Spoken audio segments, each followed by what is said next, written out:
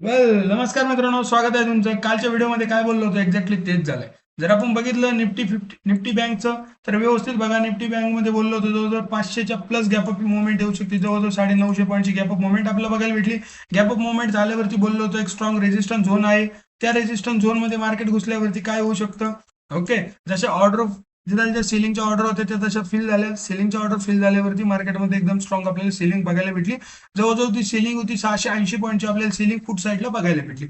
आता हे झालं बँक निफ्टीचं. निफ्टी 50 जर बघितलं, एक्झॅक्टली तेच बोललो होतो. निफ्टी 50 मध्ये बोललो होतो ठीकठाक जवळजवळ 150 प्लस गॅप अप मुवमेंट आपल्याला बघायला भेटू शकते. निफ्टी 50 मध्ये जवळजवळ 250च्या प्लस आपल्या गॅप अप मुवमेंट बघायला भेटली. आणि जशी गॅप अप मुवमेंट आली, गॅप अप मुवमेंट आल्यानंतर मार्केटमध्ये परत एकदा एक्झॅक्टली सेलिंग त्याच सेलिंग झोन मध्ये झाली. जशा ऑर्डर सेलिंगच्या फिल झाल्यावरती एकदम स्ट्रॉंग सेलिंग आपल्याला बघायला भेटली. सेम सेन्सेक्सचं आहे. सेन्सेक्सचं पण तेच सांगितलं होतं. व्यवस्थित मार्केट टॅप झालं सेलिंग मध्ये टॅप झालेलं, परत एकदा डाऊन साईडला मुवमेंट बघायला भेटली. आता व्यवस्थित जायचं, तो शिकवलेला व्हिडिओ व्यवस्थित बघायचा, त्याचे नोट्स काढायचे आणि त्याच वेळेस ह्या वीकचा आपला प्लॅन तयार करायचा, त्याच वेळेस ट्रेड एक्झिक्यूट करायचा. Thank you so much.